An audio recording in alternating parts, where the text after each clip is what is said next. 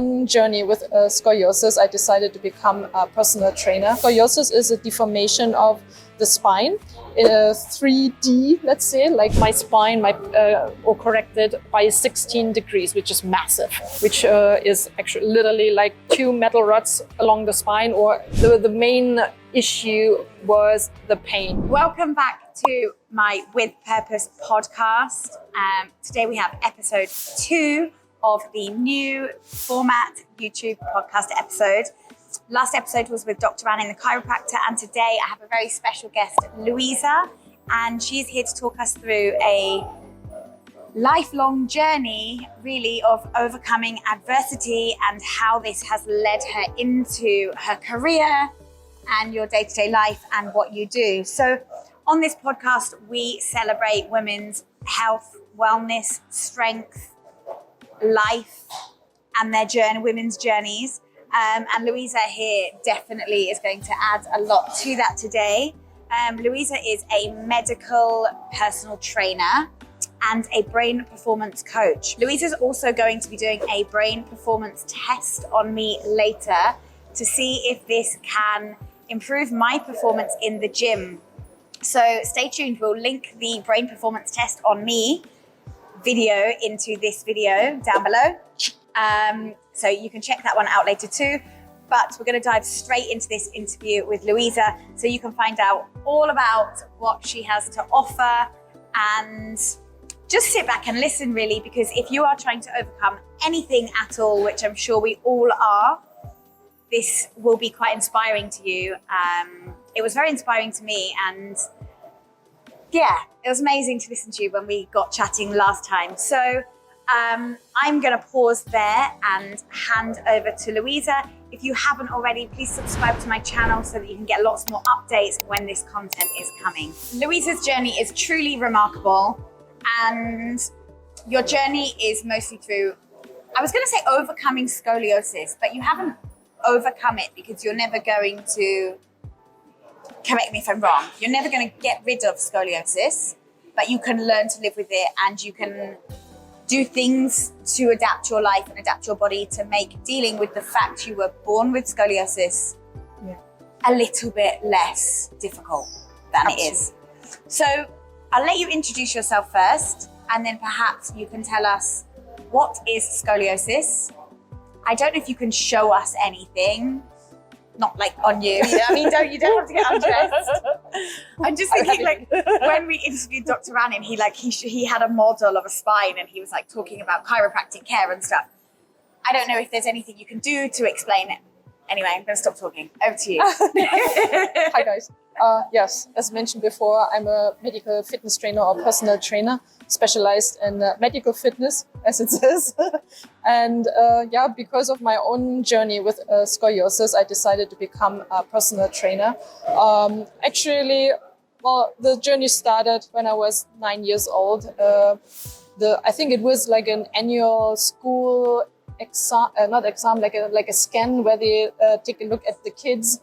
And then bend over or trying to see or like height, weight examination. Yeah, like posture and eyes and whatever, right? So, and they did the Adams test, which is like a bending forward test. And then they figured out, okay, something is like uneven. And they just gave a note to my parents and said, okay, you have to see a doctor or an orthopedic.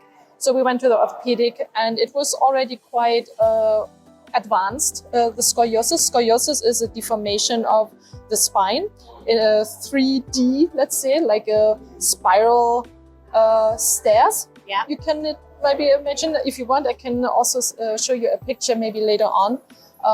Or you can, if you send me a picture, we can insert it. Yeah, let's do that. And it was already like quite advanced, and they immediately said you have to wear a medical brace, which is like around your whole body, like plastic, like and with corset type thing.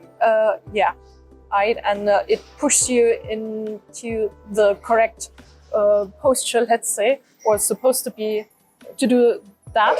And I was wearing it 24/7 for 3 years, and it was getting worse and worse. I, of course, had also physiotherapy I went to osteopath therapies, acupuncture, you can name it. I mean, I went through all of it, right? I think I went to Katarina shrug therapy, which is very famous even here in Dubai. But the origin is coming from Germany, actually from my hometown. Right? So I went there for rehab for 3 weeks and could improve my spine or correct it by 16 degrees, which is massive. So they expected with this short time frame, or within this short time frame, like around 5 degrees. Okay. And I went out, I've done 16. So I was really, really happy with the results. At this time, actually, we were already discussing about a spinal fusion surgery, which is actually literally like 2 metal rods along the spine, or depending on the case. And in every vertebra, you have like 2 screws with the size of my little pinky. Yeah. Right.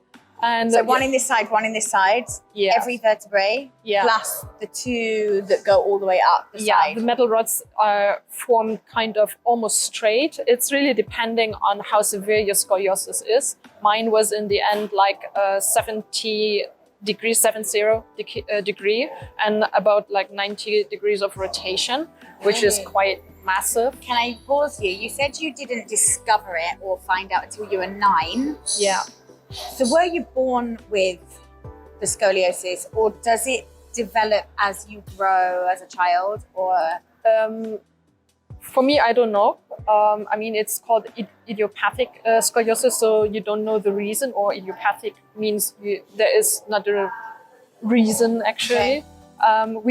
We literally don't know. I might have been born with it and just didn't pick up on it. Exactly. And from 9 until 16 years old, you're saying it got worse and worse and worse and worse. Exactly. Even though you tried all of these. With therapy. And I have to say I was a very disciplined patient. So I did my physiotherapy at home as well, like every day, 30 minutes at least. And I was really like on it and wearing this medical brace and everything. So I did a lot. And it was very, very frustrating that it not got continued better. To get worse. Yeah, it just went worse or got worse. And yeah, what to do. Okay, yeah. So that takes you up to 16 years old? Yes, about that. No, actually further. I was older when I got my spinal fusion surgery. It was quite late, which is very unusual. Normally you get the surgery when you're a teenager. But it was, I guess, just like a miscommunication with my orthopedic at this time. And he literally said, you have to wait until you're 21, until you completed your growth, let's say. Yeah. Right? And so I waited, kind of.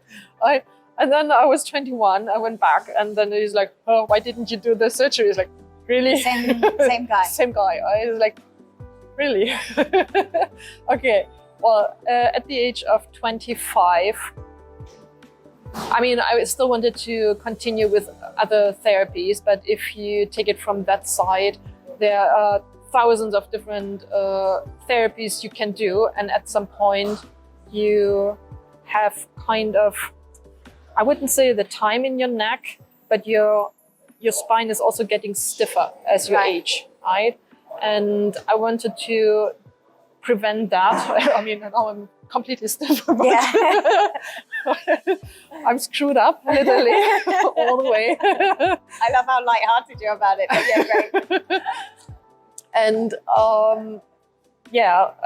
so the main issue was the pain. I was in such severe pain that I had suicidal thoughts, if I can mention that. Yeah. But I just want to be honest, because scoliosis is never just on a physical side. It's also affecting your mental health, and it was massive.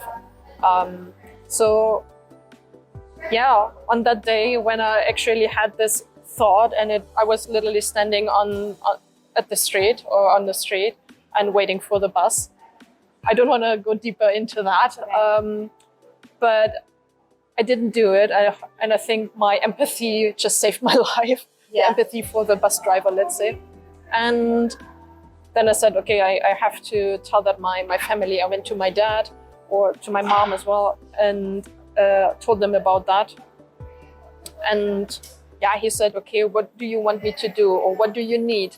What kind of help do you need? And it was a quite important question, actually, right? And then I was just like researching for a hospital and was finding someone quite far away from my hometown. It wasn't in Germany, It was still in Germany, but I think like 600, 700 kilometers away. Okay.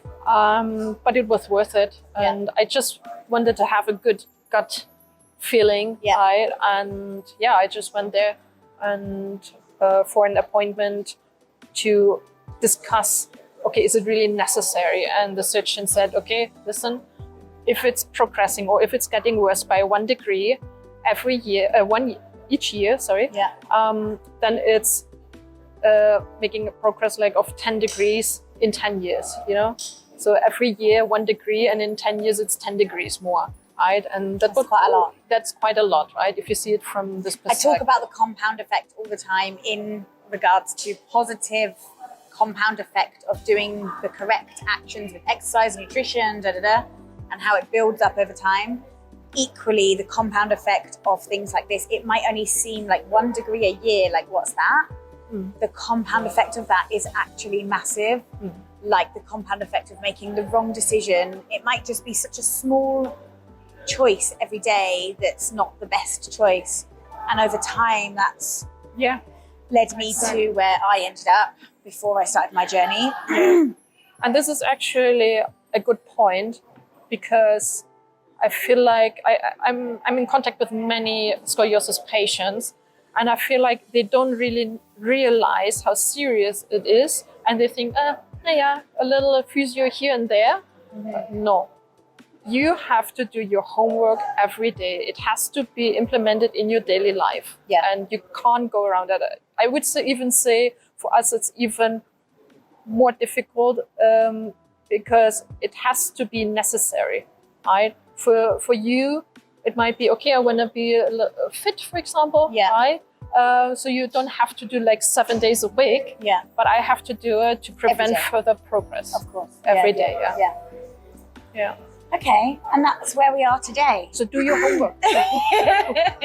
Listen to her.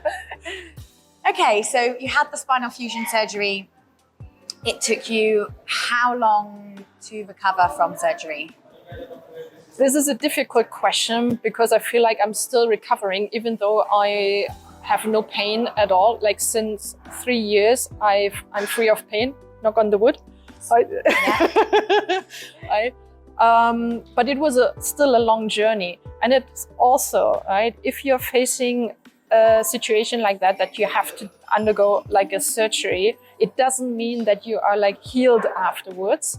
Right? You still have to do your homework. I'm sorry, but I have another client who's had spinal surgery, and she started training with me over the last 12 months and has realized that there's a lot of work to be done. The surgery wasn't the end result, and that wasn't a scoliosis spinal surgery. That was for other reasons. Work as in mobility, stretching, movement, strength training, all of these things that add up to help her just get out of bed in the morning and move. And how important that is. So let me rephrase my question. How long were you in bed recovering, like off your feet? Because it's such a major surgery, right? I would say like for about like 3 months actually. So I was 10 days in the hospital, and when they released me, or dismissed, I don't know what it's called. You're released. You're dismissed from prison. Right.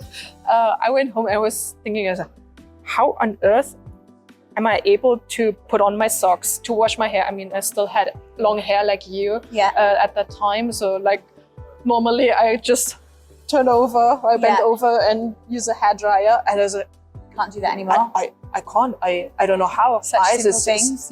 Simple things, right? Daily life situations. And doing your shoes. yes, I even just getting the trousers off, taking them off is like, I'm still doing it the wrong way, perhaps, and everyone is laughing. Because you couldn't bend exactly enough. Wow. I find my own way, but yeah, it took a while to be able to walk again. So I was not able to walk from day one.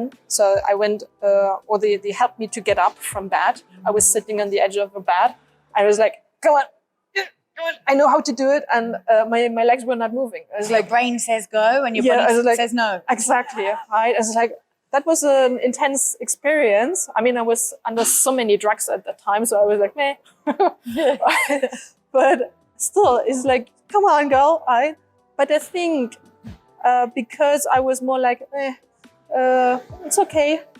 On this side, I recovered even faster than someone who would be like really scared. Oh my gosh, I can't walk. And you know, it's just also the mental impact or the positive thoughts, right? And come on, even if I'm ending up in a wheelchair, which I also had thoughts before the surgery, I was thinking about, okay, what if when I'm paralyzed?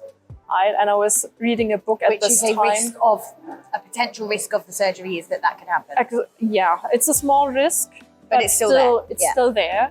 And I just wanted to prepare myself. And I was reading a book at this time from, I'm pronouncing him probably very wrong, Nick Volchuk. And he got born without arms and legs. Okay. Right? And he can literally do everything. I mean, he's surfing, he's playing golf, he's using a smartphone. He has no prosthetics. No, he's doing just I don't know, as he is with his nose or whatever, with his neck, and he's just doing it. I was so amazed by that. I was like, fuck it. It's fine. And even if I'm ending up in a wheelchair, I'm doing it.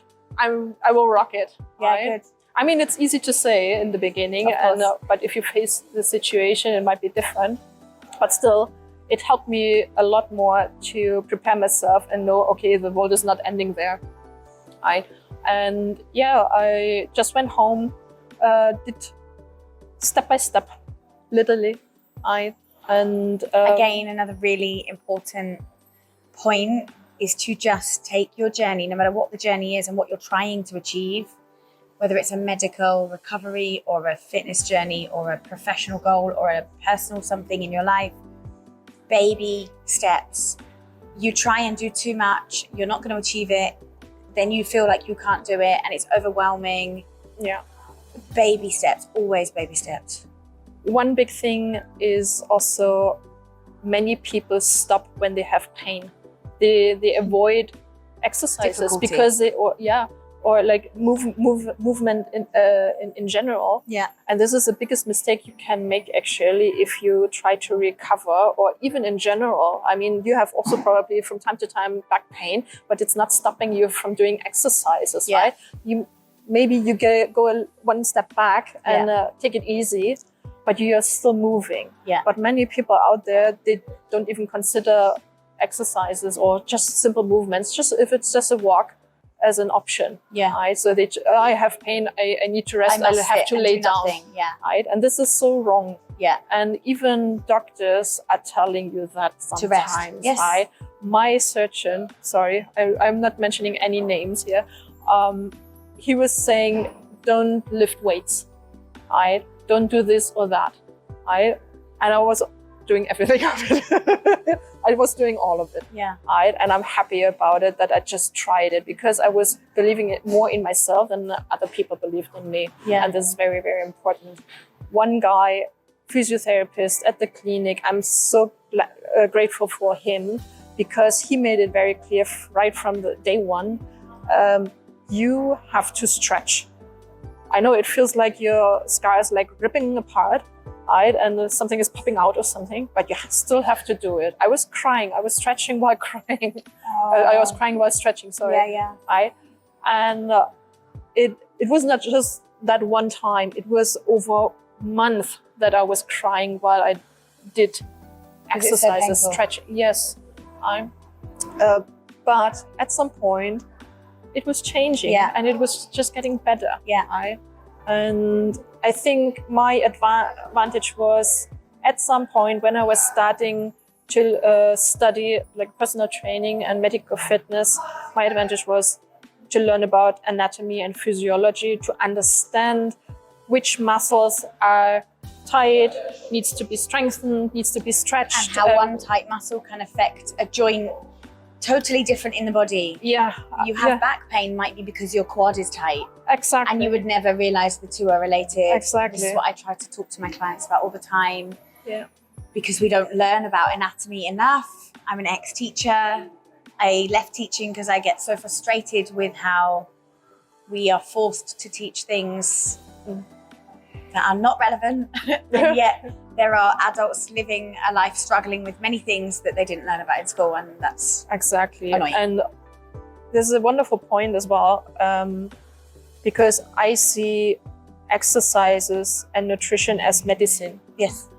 It's literally medicine, the cheapest you can get. And I mean, if everyone would be like consistent and do every day a little, if it's just like 20 minutes, a walk or whatever, right? They would be so much healthier. So much happier. Happier, yes. It's also affecting your health, hormonal physical, system. It's, metabolism, absolutely. digestion. It's affecting everything. Yeah. Everything. Yeah. So that's a really nice point. I've obviously got some questions to ask you about how, having gone through the spinal surgery, the recovery, learning to walk again, crying through pain while stretching, how movement is medicine for mental health, physical health, which led you to studying and becoming a medical personal trainer, which we've discussed off camera is the bridge between physiotherapy, which you said you're so grateful for your physiotherapist, and then the personal training where we're perhaps doing more compound movements, heavier weights and things. And the gap between having had an injury and working on physio, they would come to somebody like you to bridge that gap, start moving a bit more. So how has your personal journey impacted or influenced, or influences still today, how you treat your clients, the kind of clients that you take on board? Over to you. Yeah, I'm obviously not a good drill instructor, and I never want to become one. Yeah. Actually, I always wanted to become a physiotherapist. I was not allowed to do that because of my spinal fusion or because of scoliosis. Because it's a physical job. They are saying that, but okay, let's put that aside. Yeah. Right? And I was thinking, okay, what is the closest to that? So I went for a personal training. And yeah, how do I approach my clients? First of all, I try to see them in a holistic way. So it's not just the body in front of me, it's also mental health. I'm also asking them deep questions. They are free to tell me or to answer them or not. So it's no judgment at all. Yeah. But it just helps to find kind of a balance for them on their journey, right? I mean, also the sleep, that is affecting massively your progress, or in general, the mental daily health again. Yeah. All of it. So what I'm doing is I'm gonna do a huge assessment. It's sometimes taking, I have actually two assessments. One is more on the physical side, and which is taking like 1.5 hours, depending who's in front of me. Elderly people are mostly a little bit slower, which is fine. But it takes what it takes. The second assessment is on the neuroscience side, which we're gonna do, right, with all the tests. So we're gonna do this next, and you'll see her do this neuroscience brain performance test on me. There are plenty of tests, so we haven't done all of them because just from the time, but just to give you also an idea, and also kind of not a prognosis or diagnosis, but just to know, okay, this is my weaker side, this is my stronger side. I try to see it, as I said, in a holistic way, and then do my job, my magic. Yeah. Doing some Are most of workouts. your clients suffering with scoliosis? Yes. Okay. Some of them, yeah. I love that there's somebody that specific in such a niche department here in Dubai who can do that. Yeah. I just think that's amazing. Because I think there's nobody better to work with them than somebody who has been through it. I'm also a member, and probably the only member of the Emirates Scoliosis Club, which has no title, like a doctor title or a therapist title. Okay. So I'm there as a personal trainer and a patient, let's say. Yeah. And they value my voice in the sense how I went through this journey, kind of also alone. I mean, I had to figure out a lot by my own. And but now I feel like, okay, there is a huge gray zone, well, not say gray zone, but there is a lot of what even the doctors don't know. Yeah. And I wouldn't say that I know all of it. I just can give them some. But you've been through it. I've been Perhaps through these it, doctors haven't been through it. Yeah. And so you can fill in some of the blanks. Yeah. I mean, when I went through my surgeon, I was asking him uncomfortable or intimidating. Intimate questions like about sex. And intimate. Such. Yes. Intimate. Yeah. Intimate. Sorry. That's right. So even those questions, right? They were uncomfortable to ask, and he couldn't give me any answers. All of them. It's like right? And this is quite terrifying if you are undergoing such a major massive surgery and you don't get any answers actually, right? So it was like kind of figure it out. I was like, yay. Try it and find out, let me know. Let me know, yeah.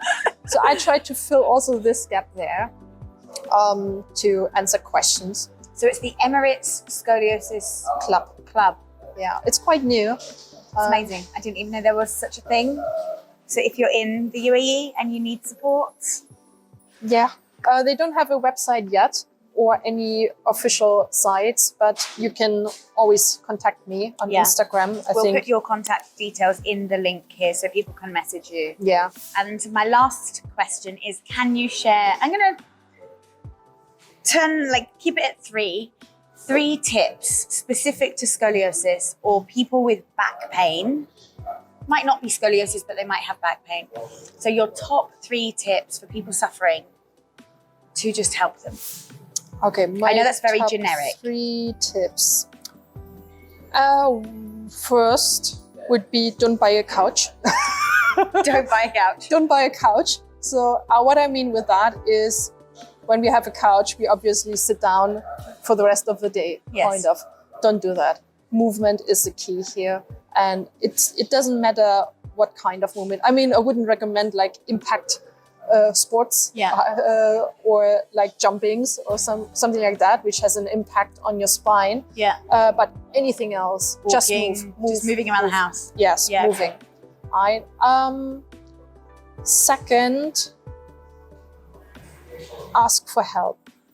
I mean, the mental side, we just had a small talk about that, but it's really affecting. Huge, Yeah. So ask for help and Who do they ask for help? Who? And where do they ask for help? I mean, back in my time, let's say when I was a teenager, or I was looking online actually for forums. There was nothing like a Facebook group yet. Okay. But today there are plenty of scoliosis groups. Yeah. And you always have people in those groups who are going through the same situations, and they just chat. So I would say that. I mean, to go to a therapist also, of course. I mean, no shame in that. Right? If you need it, just go for it, and they probably can help to cope with the situation or handle the pain better. Right? Because pain is also very connected to your mental health, right? Especially back pain. Right? If you see scoliosis from how to say that, in a holistic way. I mean, we don't say by no reason, I got your back. Right? So it has a lot of kind of being brave, authenticity. Yes, authenticity. Yeah, such a tongue twister. English. And many of those people don't have that actually. Yeah. Right? So I never had someone else got my back. Right? I felt like it's not that I was alone. I mean, I had my family, but how I felt was quite different actually. Right? And I felt like, okay, I have no support, even if my family. Even though your family were there for you. Yeah. Yeah. I think that's really important because I think I've been through my own mental health issues and members of my family have too. And although we all have each other, you can still feel very alone. And so I think it's, if you can afford to have therapy and seek professional help, then you should. And there is zero shame in it. If you can't, because financially for me, that was a problem at the time. But things like Facebook groups and access online is, if you could send me a link to a group, we will drop the link in this as well, because I think that's really important. So point number 3, last one.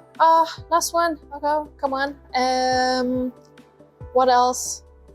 I mean, I don't know if it counts as a point, but I made so much progress with this Katharina Schroth therapy.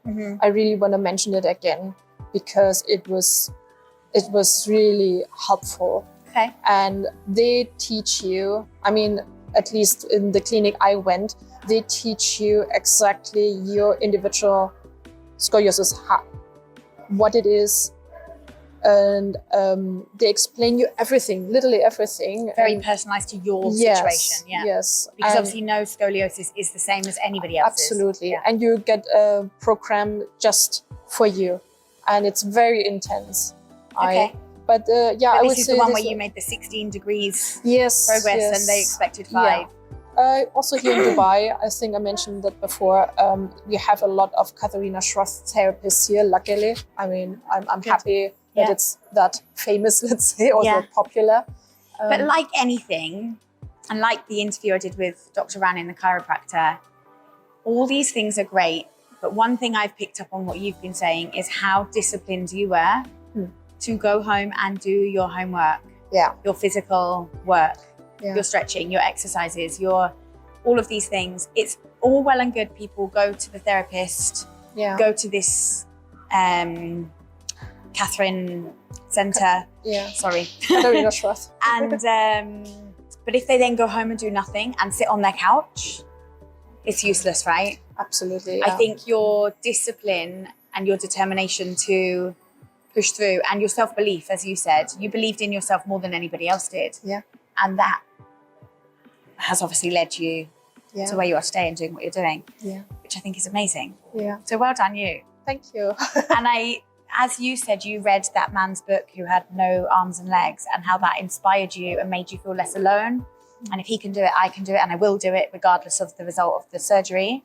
Yeah. I also think people listening to your story, and I know I've received messages, my situation was very different, but overcoming adversity of a different type. And I think people listening to you, you might have just given them a little grain of hope, some nice top tips, make people feel that they're not alone, because there's always somebody else going through something, always.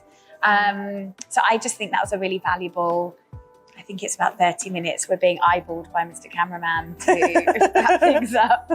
So I'm trying to wrap it up. But I think it's a really valuable half an hour, and we'll share this on lots of social platforms. We'll put links into all of these groups, sites, therapists and things like that to help anybody out. And we'll put your information in the link below in the description. So you might get some questions and cries for help. I'm happy to help. Good. I'm pleased to hear it. So thanks to Louisa for sharing a very shortened version of a very lifelong, difficult journey. Yeah. And stay tuned. Like the video, drop Louisa some love in the comments, and watch the next video, which we're going to link in, which is Louisa doing one of these brain performance tests on me to see if we can identify any weaknesses in the body one side of the body maybe, and see if that can then lead to a plan to improve the weakness, to see if I can find some more strength and get stronger and win competitions. Anyway, let's leave it there for today. So thanks for tuning in and see you in the next one.